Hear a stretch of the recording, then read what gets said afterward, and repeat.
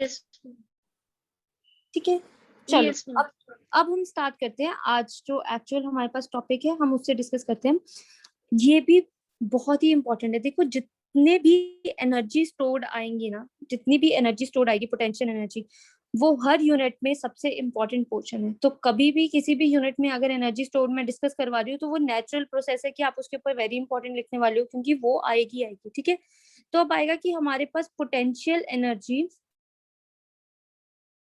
Stored in capacitor. अब आप लोगों को पता है कि आपकी ट्यूबलाइट में कैपेसिटर लगा हुआ है, स्टोरेज वाला लगा हुआ है। आपने देख भी लिया कि कितनी कितनी कैपेसिटेंस होनी चाहिए, क्या उसका प्रिंसिपल है। अब हमने देखना है कि हमारे पास ये वर्क कराने की एबिलिटी कितनी होगी। तो यू नो दैट कि जब भी पोटेंशियल एनर्जी फाइंड आउट करना होता है तो मेरा पर्पस क्या रहता है, किस चीज को फाइंड आउट करने का पर्पस रहता है? Work done. Yes, very good. तो मेरा पर्पस रहेगा कि मैं वर्क डन कैलकुलेट करूं। ठीक है, तो हम क्या बोलते हैं कि सपोज हमने वही पैरेलल प्लेट कैपेसिटर लिया है। Suppose we have parallel plate capacitor. ठीक है, हमारे पास क्या है, पैरेलल प्लेट कैपेसिटर है। अगर जितने भी नए हैं उनको नहीं पता तो उनको दिखा देती हूँ कि ऐसे कैपेसिटर को हम पैरेलल प्लेट कैपेसिटर बोलते हैं। ठीक है, यार आपने तो बिल्कुल स्टार्ट से सब कुछ करना है, बट स्टिल मैं आपको एक इन्फॉर्मेशन देने की कोशिश कर रही हूँ। ठीक है, पैरेलल प्लेट कैपेसिटर है और carrying charge plus Q and minus Q है ना, और दोनों प्लेस्ड एट अ डिस्टेंस। कितनी दूरी पे होते हैं ये हमेशा इन जनरल?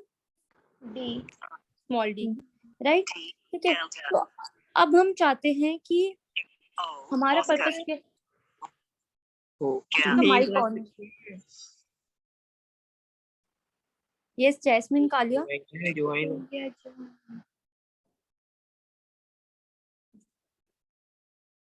ओके, तो हम लोग कहाँ पे थे? हम लोग बोल रहे हैं कि हमारे पास we have parallel plate capacitor, right. It has charge plus Q and minus Q and it has distance between them is small D.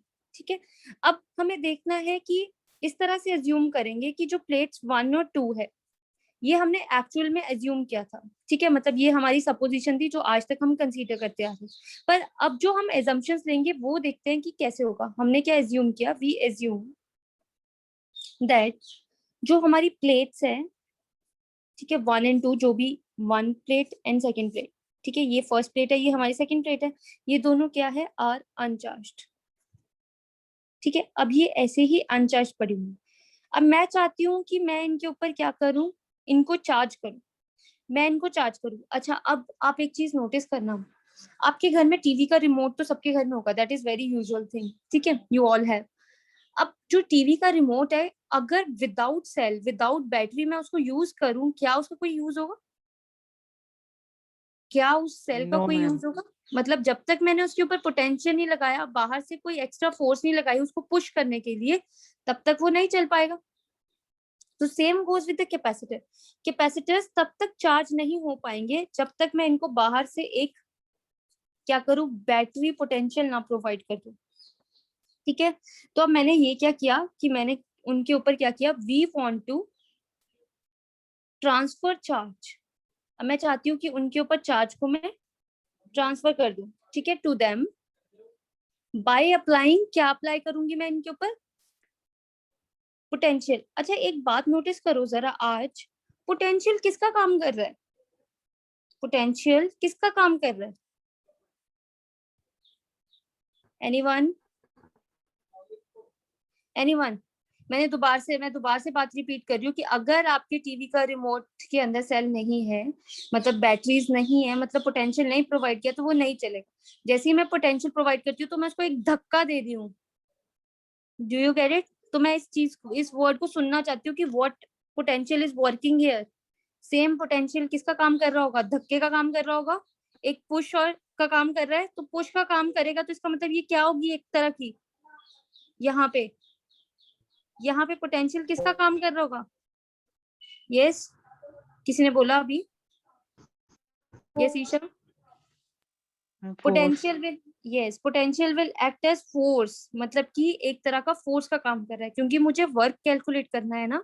तो मैं फोर्स का काम किसके थ्रू करवा रही हूँ आज? पोटेंशियल के थ्रू करवा रही हूँ। ये नहीं होता कि जब भी हम वर्क फाइंड आउट करते हैं तो अब हायर क्लासेस में हमारे पास कुछ चीजें डिफरेंट हो जाती है, हम करेंगे वैसे ही work find out, force into displacement, but यहाँ पे जो वर्क का काम है वो कौन करेगा? पोटेंशियल करेगा। ये धक्का दे रहा है, ठीक है ना। अब ये अगर धक्का दे रहा है तो इसका मतलब कि across the plate, so that, इसने धक्का दिया so that small amount of, थोड़ा सा मतलब जो हमारे पास चार्ज है, small amount of charge is given to them, मतलब थोड़ा सा चार्ज हम उसको दे दें, और उस चार्ज का नाम स्मॉल बोला है तो मैं उसका नाम क्या रखूंगी? D Q. Got it? क्या नाम रखूंगी उसका? D Q. तो इसका मतलब पोटेंशियल अप्लाई किया एंड डी क्यू चार्ज हुआ, ठीक है। तो इसका मतलब कि आज डिस्प्लेसमेंट किसकी हो रही है? चल कौन रहा है? डी क्यू, ठीक है। जो काम वहां पे हमारे पास कौन करता था? डिस्प्लेसमेंट करती थी। तो हमारे पास यहाँ पे आज काम कौन करेगा? चार्ज काम करेगा। बाहर से धक्का किसका दे रहे हैं? पोटेंशियल का दे रहे हैं। तो small amount of work done will B, बस यही एक इसमें ट्रिक है, यही इसकी इंपॉर्टेंट ट्रिक है जो आपने यूज करनी है। D W is equal to, अच्छा फोर्स इंटू डिस्प्लेसमेंट होता है ना, तो ये क्या बनेगा? V D Q. Is it clear? Is it clear? Force into displacement V D Q. Clear है Yes, सबको? ma'am. ठीक है। तो अब we are going to say also we know, हमें क्या पता है in terms of capacitor? Who is going to tell me? Yes, Q is equal to C we हमने कर रखा है। हमें किसकी वैल्यू चाहिए? V की वैल्यू चाहिए ताकि हम यहाँ पे सब्स्टिट्यूट कर सके। तो क्या बनेगा हमारे पास? Q बाय सी। तो इसको उठाकर हम यहाँ पे सब्स्टिट्यूट कर देते हैं, ठीक है। हमने यहाँ पे सब्स्टिट्यूट किया तो हमारे पास वर्क डन कितना बना? Small amount of work done will be Q C to D Q, right. ये बना हमारे पास। बट मुझे तो क्या काम करना था? टोटल वर्क डन देखना है, टोटल वर्क डन। तो मैं क्या करूंगी इसको? In carrying a charge from 0 to capital Q. आप नोटिस करना, जब मैंने इसको चार्ज करना शुरू किया था कैपेसिटर को, तो मैंने क्या बोला था कि स्टार्टिंग में कोई चार्ज नहीं है, दे आर अनचार्ज्ड। यहाँ पे we assume that plates 1 and 2 are uncharged. तो मैंने बोला था कि we want to transfer, potential के थ्रू हम ट्रांसफर करना चाहेंगे चार्ज को। एंड सबसे पहले कैसे चार्ज किया हमने? Small amount of D Q charge है हमारे पास, ठीक है ना। तो स्मॉल अमाउंट ऑफ चार्ज आ गया हमारे पास। तो अब हम क्या करेंगे? टोटल वर्क डन करेंगे, ठीक है। ये कैलकुलेट किया तो टोटल वर्क डन क्या होगा? W, ठीक है। कहाँ से कहाँ इंटीग्रेट करेंगे? किसको? 0 से capital Q D W. Is it clear? अब इसकी वैल्यू हम यहाँ पे सब्स्टिट्यूट करेंगे। जितने भी न्यू स्टूडेंट्स हैं उनके लिए मैं स्पेशली बार बार रिपीट कर रही हूँ, please do not get confuse कि हम क्या कर रहे हैं, ठीक है। जितने भी पुराने हैं उन लोगों को पता है कि क्या टॉपिक चल रहा है। आप सिर्फ यहाँ पे देखिए कि क्लास कैसी ली जा रही है, ओके। तो अब मैंने यहाँ पे सब्स्टिट्यूट कर दिया। अब हम लिमिट्स के साथ इसकी वैल्यू यूज करेंगे। तो फटाफट से मुझे इंटीग्रेशन करके दे दो, जो कि आपने कर रखी है ऑलरेडी 11th क्लास में, ठीक है। तो ये क्या बना? Q by D Q. अब जो वेरिएबल है वो इनसाइड Ma'am, like रखते हैं, 1 by बाकी सब C will बाहर। come 1 by C outside. Being constant बाहर आ जाएगा, 0 से capital Q Q D Q, ठीक है। तो अब ये किसका आ जाएगा हमारे पास? 1। ऑलराइट, तो हमारे पास ये आ गया 0 से कैपिटल Q। ऑलराइट, तो W इज इक्वल टू हमारे पास कितना आ गया? 1 by C, upper limit minus lower limit, चाहे आप 2 को भी बाहर निकाल लो तो क्यू स्क्वायर माइनस 0। तो हमारे पास एक्सप्रेशन क्या बन गया? Q square bye 2c। Is it clear? Is it clear? हाँ जी। मैम मेरा नेट आज बहुत स्लो चल रहा है, मैम दोबारा बता दो क्लियर हो। यहाँ कहाँ तक किया है आपने पलक? मैम DW तक। DW, DW आ गया। DW के बाद हम Q की वैल्यू सब्स्टिट्यूट कर रहे हैं, small q।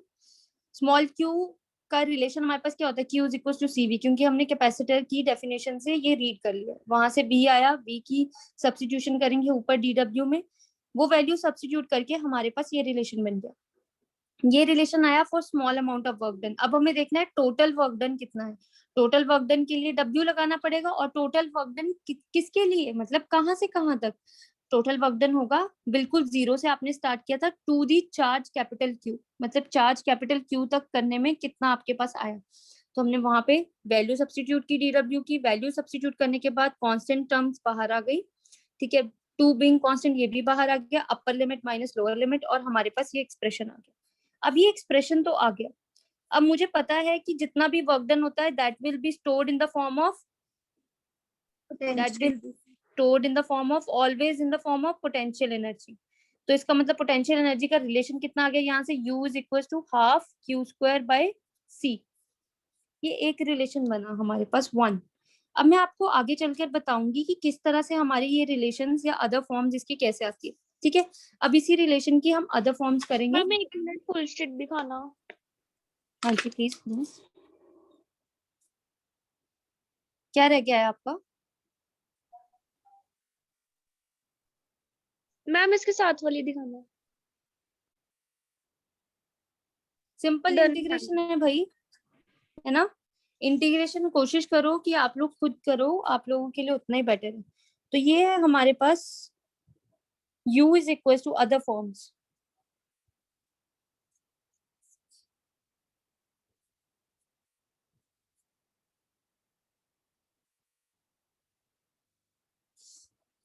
q is equal to cv,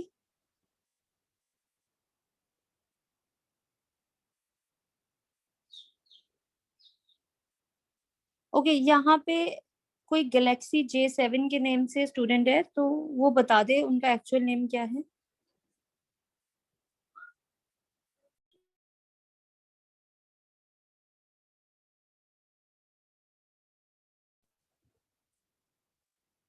yes, कोई गैलेक्सी J7 के नेम से है, प्लीज आप अपना एक्चुअल नेम बता दो या फिर वहां पे एक्चुअल नेम एडिट कर दो।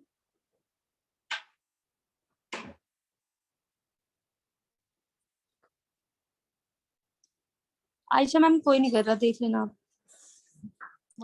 ओके मैम, निकाल दिया बाहर।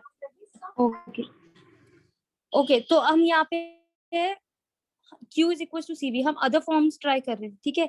तो अब हमारे पास जो रिलेशन आया था वो आया था हाफ, देखो आप, half Q square by C, right. Q square by C आया था एंड क्यू की वैल्यू CV स्क्वायर है। तो क्या मैं ये वैल्यू सब्स्टिट्यूट कर दूं यहाँ पे, मैं ये वाली वैल्यू यहाँ पे सब्स्टिट्यूट करती हूँ तो मेरे पास कितना आ गया, ये वाली वैल्यू यहाँ पे सब्स्टिट्यूट करके सी स्क्वायर वी स्क्वायर बाय सी। तो अगर मैं इसको कैंसिल कर दूं तो मेरे पास क्या बन गया, U is equal to half CV square. This relation is very much used in numericals. तो ये सबसे इंपॉर्टेंट रिलेशन है इसकी फॉर्म्स का ना, मतलब पोटेंशियल एनर्जी स्टोर करने का सबसे इंपॉर्टेंट रिलेशन है। आप लोग नोटिस करना, हमारे पास तीन चीजें हैं, एक V है, एक Q है, एक C है। अगर आपके पास ये दोनों गिवन है तो ये फॉर्मूला यूज करना फॉर पोटेंशियल एनर्जी, अगर Q नहीं गिवन है तो CV वाला यूज कर लेना, ठीक है। और सेकंड में आपके पास एक और रिलेशन लिख देती हूँ, ठीक है, उसमें है हमारे पास C is equal to Q by V, ठीक है। तो U इज इक्वल टू, इसी वाली फॉर्म में मैं दोबारा से सब्स्टिट्यूट कर रही हूँ, ठीक है, हाफ Q स्क्वायर, C की जगह पे हम सब्स्टिट्यूट कर रहे हैं टू तो लिख दिया है, Q बाय V। Q से Q कैंसिल हो जाएगा तो ये कितना बन जाएगा, हाफ QV, ठीक है। तो ये भी एक रिलेशन आ गया, U is equal to half QV, U is equal to half CV square and U is equal to half Q square by C।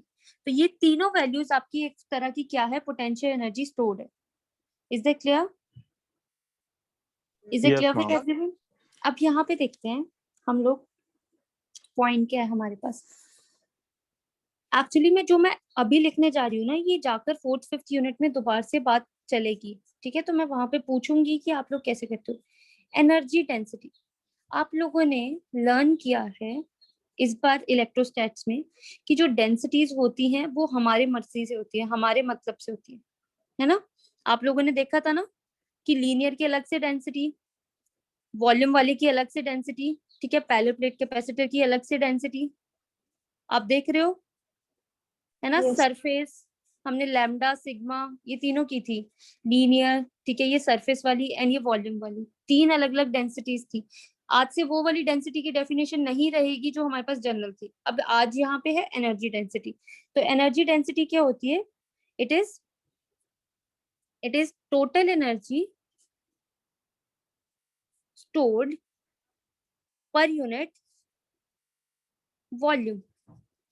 Total energy per unit volume से इसको डिनोट करते हैं हम। आगे से ध्यान रखना, जब भी कभी एनर्जी डेंसिटीज या डेंसिटीज को डिनोट करते हैं तो ये फिजिक्स में बार लगाते हैं उसके सर के ऊपर, ठीक है। तो इसका मतलब क्या होगा, एनर्जी बाय क्या है इसका, वॉल्यूम। अच्छा, तो एनर्जी कितनी थी, मैंने आपको बोला कि हम जनरली हाफ सीवी स्क्वायर लेके चलेंगे। वॉल्यूम कितना होगा, पहले प्लेट कैपेसिटर कुछ इस तरह से पड़ा था, आप सब मुझे बताना। अभी इन दोनों के बीच का डिस्टेंस d था एंड एरिया a है प्लेट्स का, तो वॉल्यूम कितना होगा इसका, what should be the volume, D into A. AD. सबको क्लियर है, area into D, metre square into metre, metre cube बन गया हमारे पास, ठीक है। ऑल्सो पहले प्लेट कैपेसिटर के लिए सी कितनी होती है, epsilon A by D. And आप लोगों को पता है कि V is equal to E into D. ये कहाँ से आया V is equal to E into D, anyone anyone, V is equal to Ma'am, from the capacitance, parallel ma'am capacitance V figure. Ma'am E को no no no, it is called potential gradient, right. ये आपने नहीं किया होगा अभी तक Shiv, it is potential gradient, it is very very very very very important point, ठीक है। इस पॉइंट को एक्चुअल में हम कैसे लिखते हैं, E is equal to minus dV by dl, ठीक है ना। तो ये क्या होता है, पोटेंशियल पर यूनिट लेंथ। आज के बाद बाकी सबके लिए जब भी किसी चीज को, जब भी किसी फिजिकल क्वांटिटी को हम लोग, फिजिकल क्वांटिटी भी वो वाली जो एक्चुअल में एग्जिस्ट करती हो, हाइपोथेटिकल नहीं। जैसे इलेक्ट्रिक फील्ड लाइंस है तो वो भी फिजिकल क्वांटिटी है but they are hypothetical, right. तो सिमिलर वे में जैसे हमारे पास पोटेंशियल है वो एक्चुअल में भी एग्जिस्ट करता है। तो ये क्या होता है, जब भी किसी चीज को हम लेंथ से डिवाइड करते हैं उसको हम बोलते हैं ग्रेडियंट। ऊपर v है, v को हम बोलते हैं पोटेंशियल, तो potential per unit length is called potential gradient and it gives electric field, ठीक है। तो हम वहां पे उसकी वैल्यू सब्स्टिट्यूट कर देते हैं, ठीक है। तो v इधर आ गया, e इंटू एल चला गया, ठीक है। तो E इंटू एल लेंथ होनी चाहिए थी, आज हमारे पास लेंथ नहीं यूज कर रहे, आज हम D यूज कर रहे हैं, तो I am using D here, ठीक है, ओके। तो चलो आगे चलते हैं। अब ये सारी सब्स्टिट्यूशंस मैं यहाँ पे करने वाली हूँ। तो E bar is equal to मेरे पास कितना है, हाफ, C की वैल्यू है epsilon not A by D, right. इसकी वैल्यू है E square D square, directly लिख दिया मैंने, V स्क्वायर था, ठीक है, बाई ए डी। और ये वाला D भी नीचे आ जाएगा तो ये दोनों कैंसिल कर देंगे इस D स्क्वायर को, ये A इसको कैंसिल कर देगा। तो क्या बना, E is equal to half epsilon not E square. It is very very very very very important. आज जितना भी कर रहे हैं ये सब इंपॉर्टेंट है एग्जाम पॉइंट ऑफ व्यू से। कैपेसिटर्स अगर देखे जाए तो कैपेसिटर्स सारे के सारे ही इन जनरल बहुत इंपॉर्टेंट है, ऑलराइट। तो कैपेसिटर्स सबके सब बहुत इंपॉर्टेंट है। Is it clear, energy density ये बहुत इंपॉर्टेंट रिलेशन है, ये आपको हेल्पफुल है काफी ज्यादा जब आप EM वेव्स करोगे, जैसे हम करेंगे X rays, UV rays, gamma rays, microwaves, ये सब जब हम डिस्कस करेंगे तो उनमें ये वाला हमारे पास एनर्जी डेंसिटी यूज होगी इलेक्ट्रिक फील्ड की, ठीक है। तो ये रिलेशन ऐसे होने चाहिए कि आपको आज ही याद हो जाने चाहिए सारे के सारे। चलो आगे चलते हैं, सबके लिए न्यू होगा, न्यू स्टूडेंट्स के लिए भी, ओल्ड स्टूडेंट्स के लिए भी, बस अब समझने वाली बात है। आज क्या हुआ, मेरे को देखना है कि मैंने ना कॉमन पोटेंशियल चेक करनी है किसी भी चीजों का। पहले मैं कॉमन पोटेंशियल करूंगी और फिर इसी के साथ टॉपिक का नाम है लॉस ऑफ एनर्जी, ठीक है। पहले हम कॉमन पोटेंशियल करते हैं कैसे आया। कॉमन पोटेंशियल करने के लिए ना मैंने क्या किया, let us consider two capacitors, दो कैपेसिटर कंसीडर किए। अगर किसी को नहीं समझ आ रहा कि कैपेसिटर क्या है, उनके लिए मैं एक बात बता देती हूँ। जैसे एक घर में कटोरी होती है ना, पानी पीने का ग्लास समझ लो, ठीक है, कि मैंने 2 ग्लास किए और वो स्टोर क्या कर रहे हैं, ग्लास का काम है पानी या जूस या कोई भी चीज, लिक्विड चीज को स्टोर करना। अब मैं यहाँ पे क्या बोलूंगी कि ये कैपेसिटर्स का काम है चार्ज को स्टोर करके रखना। ये अपने पेट के अंदर किसको स्टोर करके रखेंगे, चार्जेस को स्टोर करके रखेंगे, ठीक है। तो उसी सेंस में हम लोग आज चलते हैं। तो हमने क्या कंसीडर किया कि 2 कैपेसिटर्स है C1 एंड C2, ठीक है। उनके पास है पोटेंशियल्स V1 एंड V2, अपना अपना पोटेंशियल है, पर मुझे क्या कैलकुलेट करना है, कॉमन पोटेंशियल, ऑलवेज रिमेंबर, ठीक है। तो मैं क्या बोलती हूँ कि the charge given to the capacitor, मतलब कितना चार्ज हमने कैपेसिटर को दिया, इस कैपिटल Q, इतना चार्ज हमने उस कैपेसिटर को दे दिया, उसको मैंने क्या नेम कर दिया, कैपिटल Q, ठीक है। अब मैं सपोज करती हूँ मेरे पास एक जनरल फॉर्मूला है जो कि हमने पहले से कर लिया है, ठीक है, बाकी लोगों को तो पता होगा for new students. Q is equal to CV था, जैसे मैंने यहाँ पे भी यूज किया Q is equal to CV। तो यहाँ पे कैपिटल Q है तो Q1 is equal to sorry general Q is equal to C1V1। मतलब अब पहला चार्ज था, पहला कैपेसिटर है तो मैं Q1 नेम दूंगी उसको, ठीक है। अब दूसरा कैपेसिटर है तो उसको मैं Q2 दूंगी, क्योंकि दोनों कैपेसिटर्स क्या थे भाई, अलग अलग है, ठीक है, तो उनके लिए अलग अलग रहेगा। पर जो टोटल चार्ज रहेगा इनका वो कितना रहेगा, Q1 प्लस Q2। चार्ज जो है वो टोटल कितना रहेगा, Q1 plus Q2, C1V1 plus C2V2, ठीक है, कैपिटल Q आ गया मेरे पास। मैं यहाँ पे एक सर्किट भी बना के दिखा देती हूँ आप लोगों को, सो दैट क्लियर रहे। इस तरह से ये कैपेसिटर था, इसके पास पोटेंशियल V1 है, इसके पास पोटेंशियल V2 है, ये C1 है, ये C2 है, ठीक है। इस तरह से टोटल चार्ज इनके पास आ गया Q is equal to C1V1 plus C2V2, ठीक है। फर्दर एज्यूम करते हैं, लेट अस से कि जो V1 का पोटेंशियल है ना वो V2 से ग्रेटर है, जानबूझ के किया गया ये, कहीं पे भी मैंने ऊपर से नीचे तक ये नहीं बोला था कि ये चीजें सेम है, V1 V2 एक जैसे है, नहीं ना। तो मैंने बस ऐसी अजम्पशन ले ली कि V1 is greater than V2, ठीक है, V1 का पोटेंशियल ग्रेटर है V2 से। अब आप एक बात बताओ कि जो चार्ज है वो कहाँ से कहाँ फ्लो करेगा, या जो पोटेंशियल है वो कहाँ से कहाँ मतलब फ्लो करेगा, बताओ। चार्ज ही ले लो, कहाँ से कहाँ फ्लो करेगा, हायर टू लोअर या लोअर टू हायर। कभी भी वाटरफॉल होती है तो वो हायर टू लोअर होती है, लोअर टू हायर होती है, हायर टू लोअर। तो सेम गोज फॉर दी, हमारे पास यहाँ पे क्या होगा, हायर जो चार्ज है, the charge will travel from higher potential to lower potential. और कब तक, मतलब कब तक वो करता रहेगा, एनीवन, वो कब तक उसको चार्ज करता रहेगा, एनीवन मैम जब तक सेम जब नहीं तक हो दोनों जाते। इक्वल नहीं हो yes रहे। very good, until they come to same potential।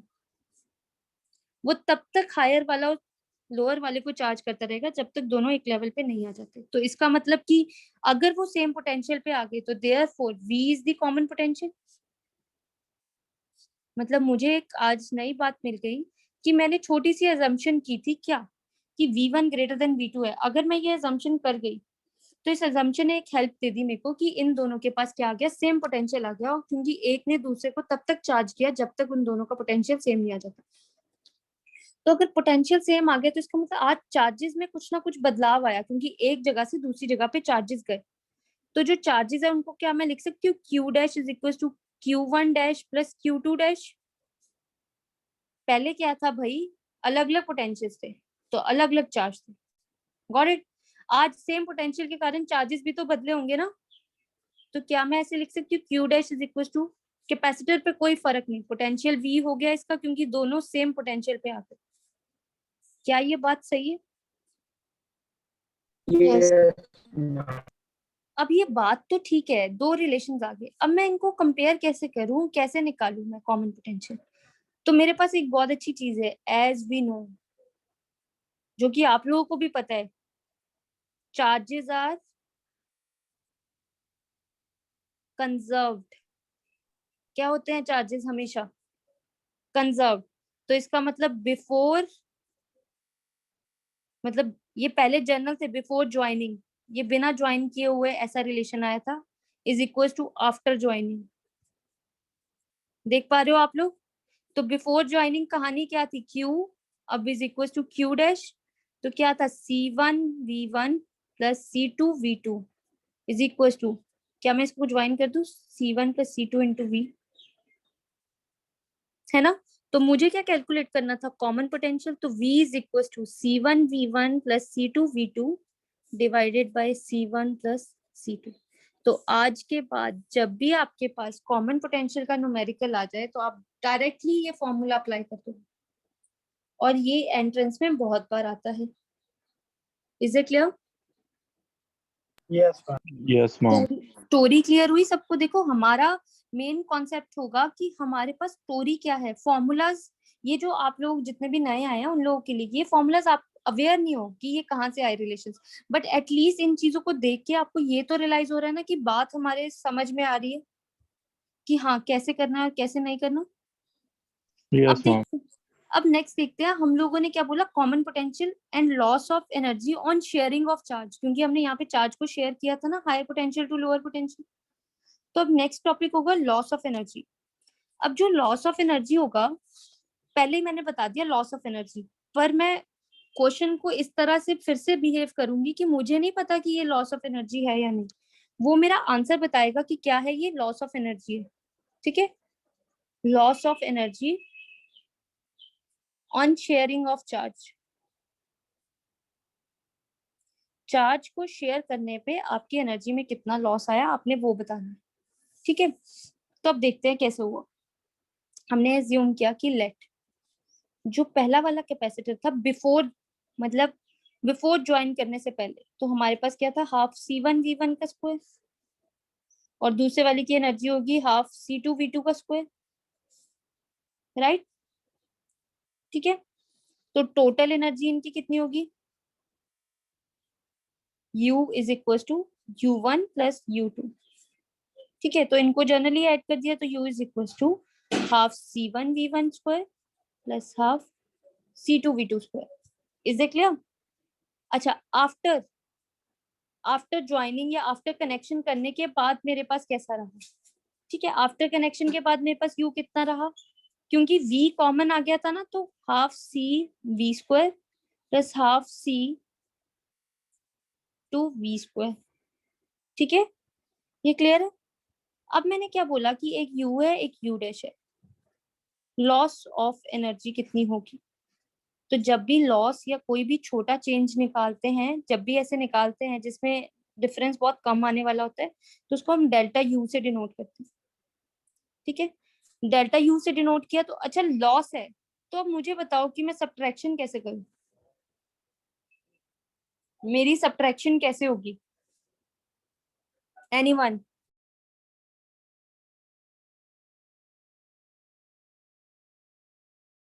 Ma'am total हाँ जी हाँ जी, प्लीज रिपीट, एक एक करके बोलो।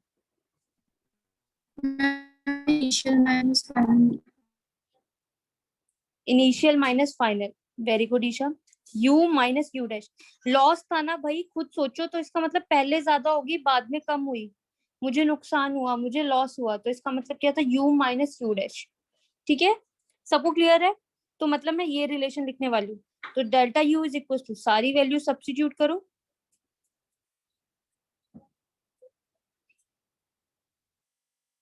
ठीक है, क्लियर? इस तरह से आ गया हमारे पास, ब्रैकेट में माइनस हाफ V स्क्वायर में पहले ही कॉमन निकाल रही हूँ, C1 प्लस C2। ठीक है, अच्छा but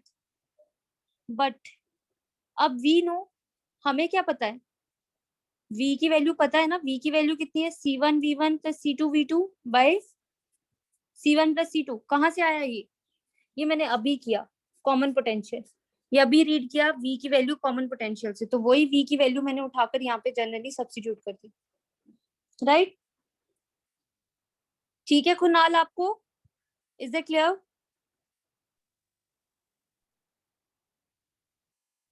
okay Kunal, am I audible to you?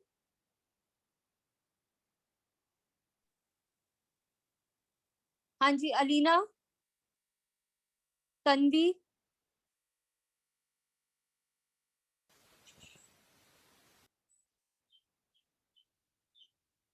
क्या बात भाई, आज कोई भी नहीं बोल रहा, क्या हो गया सबको?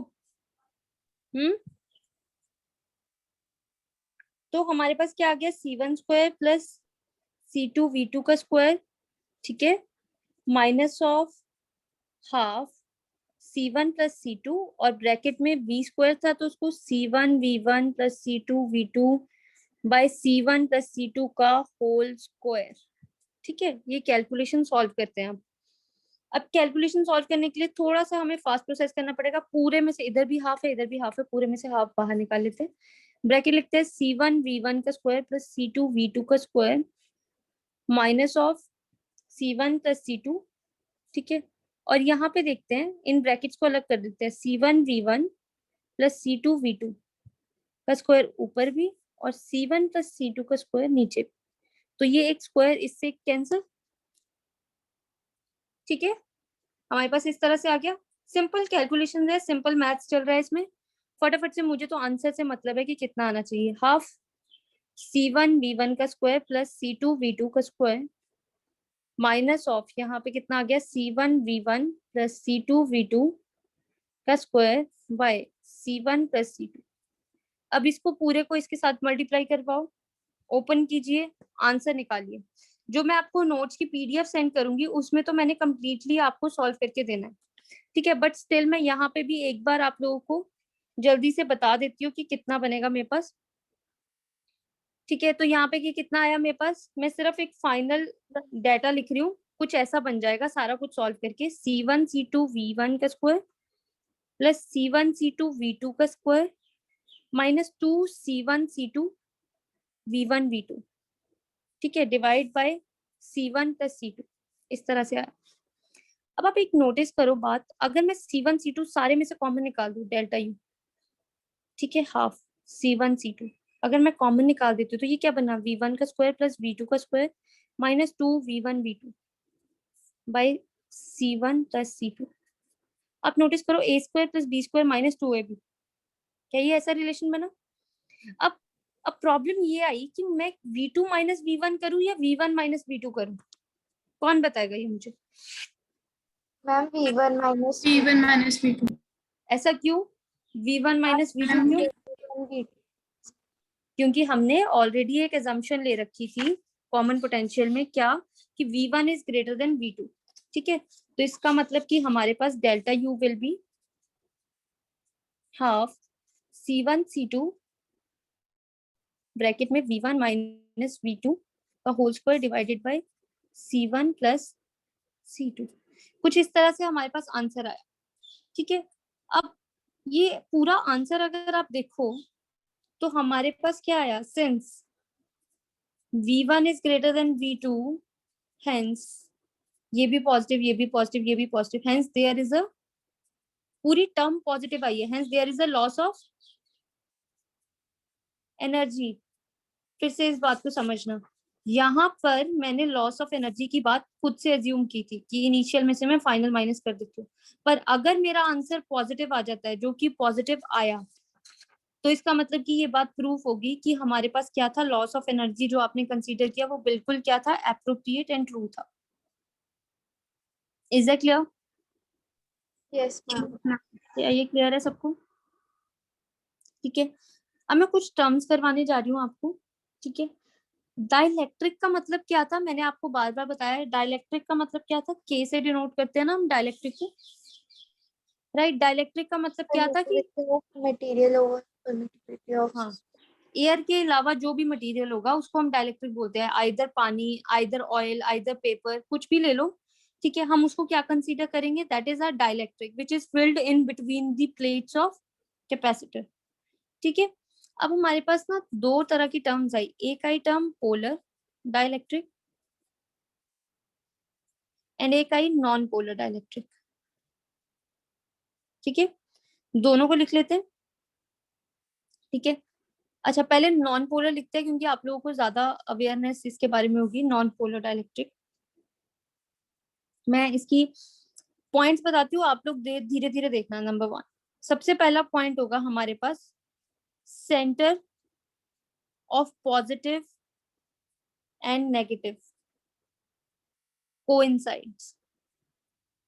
अच्छा, तो पोलर का मतलब होता है चार्ज का अलग अलग होना, नॉन पोलर का मतलब होता है चार्ज का अलग अलग नहीं होना, मतलब कि जो पॉजिटिव और नेगेटिव होगा वो कह रहा है कि एक ही जगह पे बैठा होगा, इस तरह से, ठीक है। इन सब में जो ये, इसका मतलब कि अगर वो एक ही जगह पे बैठा होगा तो उनकी डायपोल मोमेंट कितनी होनी चाहिए, anyone? Ma'am 0। Very good, dipole moment is 0। May I know the reason? Ma'am because distance ही नहीं है बीच में, तो डाइपोल मोमेंट कोई very cover. Nice shift, very good. तो हमारे पास क्या होगा यहाँ पे, डायपोल मोमेंट 0 क्यों हुई, क्योंकि हमारे पास रिलेशन क्या था डायपोल मोमेंट का, Q इंटू 2L। तो जब ये डिस्टेंस ही 0 हो गया, बीच में कोई डिस्टेंस ही नहीं है दो चार्जेस के बीच में, तो इसका मतलब कि उसकी डायपोल मोमेंट कितनी हो गई? 0। Is it clear? ठीक है। और थर्ड क्या होगा, क्योंकि उनके दोनों चार्जेस एक ही जगह पे बैठे हुए हैं तो उनको कोई प्रॉब्लम नहीं है, तो उनकी जो शेप होगी वो भी क्या होगी? Symmetric, symmetric in shape. तो इसके एग्जांपल्स लेते हैं, शायद आप लोगों को क्लियर हो कुछ। एग्जांपल होगी CO2, ठीक है, बेंजीन, बेंजीन रिंग। आपने देखा होगा बेंजीन रिंग की जो सिमेट्री होती है वो ऑलमोस्ट सेम ही रहती है हमारे पास, है ना। O2, H2, ये सब हमारे पास क्या है? नॉन पोलर डाइलेक्ट्रिक्स है, ठीक है। अब इनको बताने या बोलने का क्या रीजन है वो धीरे धीरे अभी आगे चलते हैं, कैपेसिटर्स में कैसे ये बिहेव करते हैं वो देखते हैं। अब आते हैं सेकंड पॉइंट पे, पोलर डाइलेक्ट्रिक, ठीक है। पोलर डाइलेक्ट्रिक्स में सबसे पहला पॉइंट क्या होगा हमारे पास? Centre of positive and negative do not coincide, मतलब एक ही जगह पे कोइंसाइड नहीं करते हैं। सेकंड, डाइपोल मोमेंट होगी या नहीं होगी? Yes, ma'am, Exist. there will be existing Yes. dipole moment. Yes, because they do not have coinciding positive and negative charges, right? They do not have symmetrical shapes. Symmetry भी नहीं होगी, ठीक है ना। क्यों? क्योंकि उनके जो चार्जेस है वो डिफरेंट होते हैं। एग्जांपल दे सकते हो क्या आप पोलर डाइलेक्ट्रिक की? Ma'am, बिल्कुल best, H2O. Very nice, best example भाई H2O। अगर आप सबने H2O का स्ट्रक्चर पढ़ा होगा तो वो कुछ ऐसा होता है भाई, है ना। यहाँ पे दो लोन पेयर बैठे होते हैं हमारे पास कुछ इस तरह से, राइट। अच्छा, Yes. NaCl, NaCl को भी आप देखोगे तो Na अलग से बैठा होता है, ठीक है, Cl अपना अलग से बैठा होता है जाके, ठीक है। पॉजिटिव नेगेटिव उनकी डाइपोल्स अलग से बनी होती है, तो अगर देखिए तो ये इस तरह से बनी होती है, positive and negative. Is it clear? तो क्या अब आप लोगों को क्लियर हुआ कि पोलर एंड नॉन पोलर जब भी हम रखेंगे तो क्या बिहेवियर आएगा हमारे पास, ठीक है। तो आज देखते हैं मैंने क्या किया। अब इनको ऐसे तो रख दिया, अब हम देखते हैं कि जब हमने इनके अक्रॉस इलेक्ट्रिक फील्ड अप्लाई किया, तो मुझे एक बात बताओ, जब भी मैं बोलती हूँ इलेक्ट्रिक फील्ड अप्लाई करना, तो that means, what do you mean by that? Ma'am, keeping that particular non-polar substance or polar substance in an electric field or a uniform electric field. That is very true, but how? But how? What I need to apply? How should I apply? First of all, मतलब ठीक है, that is a good point. वो तो मैंने यहाँ पे आपको खुद ही एक्सप्लेन कर दिया कि non polar dielectric in electric field, that means I am applying an electric field to a material, but how will I apply? मतलब यहाँ पे डायग्रामेटिकली आप इस चीज को कैसे एक्सप्लेन करोगे? इलेक्ट्रिक फील्ड अप्लाई करने का मतलब क्या होता है? जब भी मैं किसी चीज को इलेक्ट्रिक फील्ड अप्लाई करूंगी तो मैं क्या करूंगी? Force apply. No no no no, आप लोगों ने कर लिया है। हाँ जी ईशा, आपने क्या बोला? चंदन, चार्जेस नहीं, चार्जेस कैसे ईशा? मैंने पहले भी आप लोगों को बहुत बार एक्सप्लेन किया है कि जब भी इलेक्ट्रिक फील्ड अप्लाई करना बोलूंगी तो दैट मींस कि उसको क्या रखूंगी, एक तरफ पॉजिटिव प्लेट और एक तरफ नेगेटिव प्लेट, ठीक है। अब नॉन पोलर डाइलेक्ट्रिक रखना है। नॉन पोलर डाइलेक्ट्रिक रखने का मतलब है, पहले नॉन पोलर डाइलेक्ट्रिक कैसा था पहले मैं वो देख लेती हूँ कि था कैसा।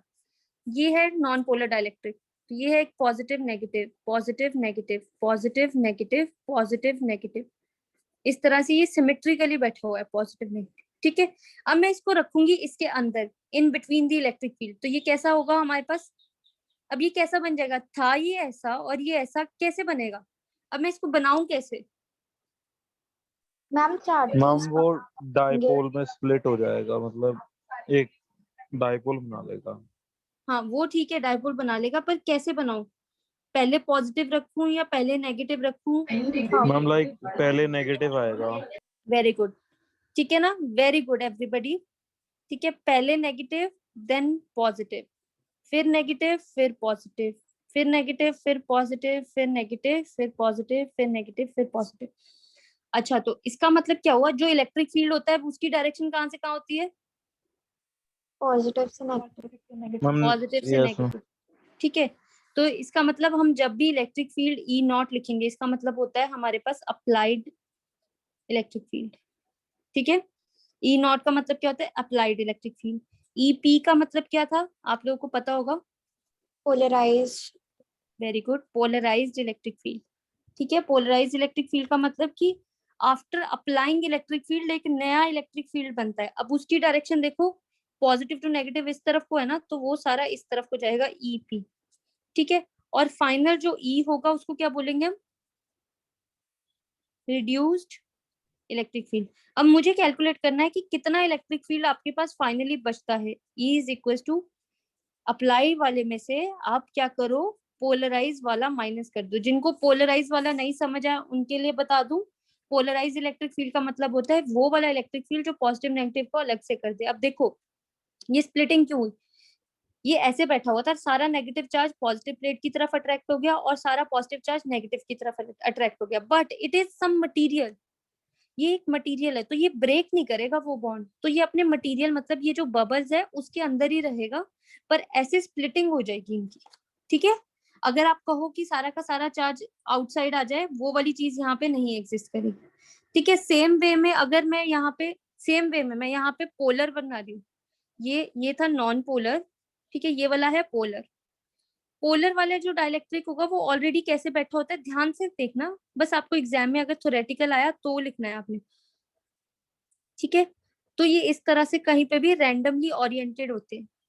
ठीक है, तो पोलर जब भी बनाना है तो आपने ऐसे बनाना है, नॉन पोलर बनाना है ऐसे बनाना है। तो जैसे ही इलेक्ट्रिक फील्ड अप्लाई करोगे तो सेम बिहेवियर इसके पास भी यही जाएगा, सारा नेगेटिव एक तरफ, सारा पॉजिटिव एक तरफ। Got it? ईपी इसी डायरेक्शन में, ई नॉट इसी डायरेक्शन में, रिड्यूस वैल्यू यही रहेगी।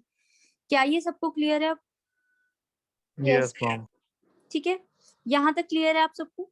ठीक है, अब यहाँ पे आते हैं, हमारे पास ना एक टर्म आती है, इस टर्म को बोलते हैं ससेप्टेबिलिटी। ठीक है, ऐसे तो डाइलेक्ट्रिक पहले आपने के कर लिया हुआ है, डाइलेक्ट्रिक बोलते हैं जिसको, इसकी वैल्यू होती है ई नॉट बाई ई, मतलब कि applied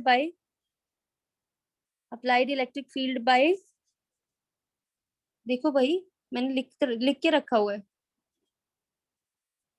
ma'am polarise electric field. By E किया है मैंने, ई नॉट बाई ई किया है। डाइलेक्ट्रिक की जो जनरल अगर आप फॉर्मूला देखो तो ये होता है ई नॉट बाई ई। ठीक है, क्या ये क्लियर है? Yes ma'am. ठीक है, इसको बोलते हैं डाइलेक्ट्रिक। एक और टर्म आती है आपके पास, इस टर्म को याद रखना, आपके पास इस टर्म को बोलते हैं ससेप्टिबिलिटी। ऐसे ना वैसे बहुत सारी नई टर्म्स है जो आपको यहाँ पे डिस्कस करनी है, पर उनको ना क्रैम करने का कोई यूज नहीं है, जो काम किया मैं सिर्फ वो लिखवाऊंगी। ठीक है, इसको डिनोट करते हैं इस तरह वाले एक्स से। ठीक है, नोटिस करना, ऐसे बना के ऐसे करना है, ऐसे बना के इस तरह से करना है। ठीक है, इसको बोलते हैं हम काई। क्या बोलेंगे हम? काई। ठीक है, कई टीचर ची भी कर देते हैं, ऑलराइट, तो काई बोलते हैं हम इसको। क्लियर रहेगा यहाँ तक सबको? Yes ma'am. ठीक है, अब ये होता क्या है पहले वो देखते हैं।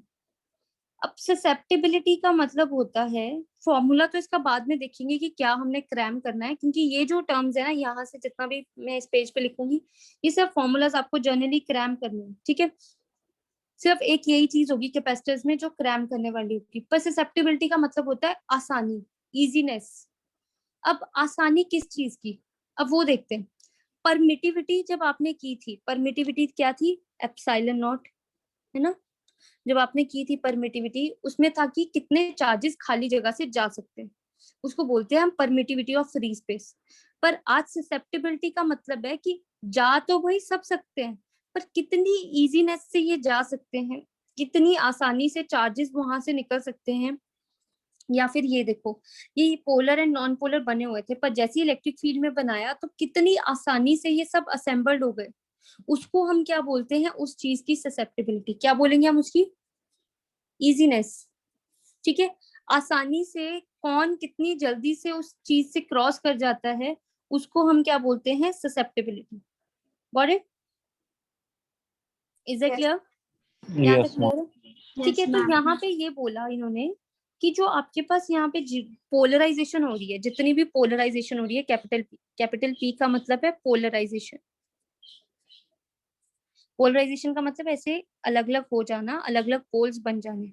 जो पोलराइजेशन है वो डायरेक्टली प्रोपोर्शनल टू किसके है, जितना आप क्या अप्लाई करोगे, Electric. मतलब ये डायरेक्टली प्रोपोर्शनल टू किसके होगी, इन जनरल इलेक्ट्रिक फील्ड की। ठीक है, तो कहते हैं कि इलेक्ट्रिक फील्ड के इन जनरल होगी। अगर आपने कोई मटेरियल रखा है तो साथ में स्मॉल ई भी लगा दो ना, तो इसको बोलते हैं हम परमिटिविटी फॉर अ मटेरियल। पर आप एक चीज नोटिस करो, P is directly proportional to epsilon E है, तो इसको रिमूव करने के लिए, प्रोपोर्शनैलिटी के साइन को रिमूव करने के लिए मैं क्या लेके आ रही हूँ, एक कांस्टेंट। तो कांस्टेंट क्या है, ससेप्टेबिलिटी। तो दिस इज माय फॉर्मूला। एक फॉर्मूला मेरे पास ये तैयार हो गया, ये ससेप्टेबिलिटी का जनरल फॉर्मूला है। अगर देखा जाए फॉर वैक्यूम, खाली जगह के लिए कभी भी, तो ससेप्टेबिलिटी हमेशा क्या रहेगी, 0। खाली जगह में भाई निकलने में किसको मुश्किल आएगी, जब है ही वो एम्प्टी स्पेस है, तो उसमें से चार्जेस तो आराम से घूम सकते हैं, है ना। तो इसका मतलब कि आसानी हमारे पास क्या रहेगी, बिल्कुल उसमें कोई हमारे पास कोई उसका कोई फॉर्मूला नहीं लगेगा, कोई कुछ नहीं लगेगा, कोई हम जिक्र ही नहीं करेंगे, आराम से जा रहा है हमारा चार्ज, हम उसको डिस्टर्ब नहीं करने वाले। Is that clear? अब सबसे इम्पोर्टेंट जो रिलेशन आता है वो आता है हमारे पास इसमें, सिर्फ मैं ये इतना सा portion exam point of view से करवा रही हूँ, ठीक है। इसमें हम बोलते हैं रिलेशन बिटवीन के एंड काय, ठीक है, डाइलेक्ट्रिक एंड ससेप्टेबिलिटी में। तो कहते हैं कि हमने अभी पढ़ा था वी नो, क्या पढ़ा था आपने, E is equal to E minus EP, मतलब reduced electric field is equal to applied minus polarised, किया ना अभी आप सबने? Yes, ma'am. ठीक है, ये बिल्कुल सबने किया। अच्छा, तो जो पोलराइज्ड होता है, जो पोलराइज्ड होता है उसका एक छोटा सा फॉर्मूला है कि छोटी छोटी जो पोलराइजेशन है, मतलब छोटी छोटी डाइपोल्स बनना, small p। Ma'am, sigma p by E naught होता है, epsilon naught. नहीं, सीधा E, क्योंकि अगर हम किसी मटेरियल के लिए लिख रहे हैं तो P बाई E रखेंगे हम सिर्फ, ठीक है। एप्सिलॉन नॉट तब रखते हैं अगर हम मटेरियल नहीं, ठीक है, तो याद रखना। तो E नॉट माइनस दिस, ठीक है, हमारे पास ये आ गया P बाई E, ठीक है। अब P की वैल्यू जो है आप लोगों ने अगर फॉर फुल मटेरियल के लिए डिस्कस करें, पूरे मटेरियल के लिए, इनफैक्ट इसको मटेरियल के लिए ले रखा है तो एप्सिलॉन लेंगे, एप्सिलॉन, ठीक है। क्या लेंगे, एप्सिलॉन, नॉट नहीं लगाना है, खाली एप्सिलॉन रखना है, ठीक है। अभी मैंने P की एक रिलेशन किया है, क्या किया था यहाँ पे relation, P is equal to chi epsilon E, यही किया ना मैंने। तो इसी की वैल्यू मैं यहाँ पे सब्स्टिट्यूट कर रही हूँ, chi epsilon E by epsilon. तो एप्सिलॉन से एप्सिलॉन कैंसिल, तो E is equal to E not minus chi E, ठीक है। यहाँ पे किसी का माइक ऑन है, ठीक है, तो हम यहाँ पे क्या करेंगे, इसको इस तरफ ले जाएंगे, ये वाली चीज को इस तरफ लेकर, तो E plus chi E is equal to E not. अब फिर से ध्यान से देखना, E कॉमन निकाल लिया, 1 plus chi is equal to E not, ठीक है। तो 1 plus chi is equal to E not by E। अच्छा, E नॉट बाई E क्या है, E नॉट बाई E क्या है, वेरी गुड। तो क्या हो गया ये K, तो इसका मतलब रिलेशन क्या बन गया, K is equal to 1 plus, क्या ये क्लियर हुआ सबको? Yes, मतलब ma'am. ये रिलेशन मत भूलना, K is equal to 1 plus chi, ठीक है। 2 मार्क्स में किसी एक लेंथी, देखो वैसे तो इस यूनिट में बहुत सारी डेरिवेशंस है, वो वही देंगे, पर कहीं ना कहीं आप लोगों को टेस्ट करने के लिए या डीपली, जैसे अगर 1 मार्क के क्वेश्चंस आए ना तो उसमें ये रिलेशन आ सकता है, तो वो ऐसे भी डाल सकते हैं, काई इज इक्वल टू 1 प्लस के एक ऑप्शन में, ठीक है, 1 माइनस के, ठीक है, 1 माइनस काई एंड 1 प्लस काई, तो चारों की चारों ऑप्शंस बन गई। तो हम लोगों को आता तो होता है, मतलब हमें टर्म्स याद रहती हैं, पर हम ये कंफ्यूज हो जाते हैं कि ये इधर था या ये इधर था, या प्लस था या माइनस था, तो उस चीज को हमेशा से याद रखना। Is it clear? Yes, ma'am. Yes, ठीक ma'am. है। अब ऑलमोस्ट ये हमारे पास जो पूरा यूनिट है, मतलब जो आज मैंने ये इतना सा पोर्शन करवाया ना, ये थोड़ा सा क्रैम करने वाला है, जो लास्ट पोर्शन करवाया है मैंने। ठीक है, ये टर्म्स थोड़ी सी आपको क्रैम करने वाली है और कुछ नहीं। बस अब इसमें 2 टॉपिक्स रह गए, 2 लास्ट डेरिवेशंस रहेगी, then we are done with this unit. ठीक है, तो वही 2 मेन डेरिवेशंस है हमारे पास जो 5 मार्क्स में आती है, लास्ट वाली जो उसमें होती है। ठीक है, आपको वो दो डेरिवेशंस के साथ साथ मैं नेक्स्ट यूनिट स्टार्ट करवा दूंगी। ठीक है, इज इट क्लियर? Yes. अगर वो टाइम से कंप्लीट होगी Yes, तो ma'am. क्या आज के लेक्चर का सब कुछ क्लियर है आपको? Loss of energy Yes, clear है? ma'am.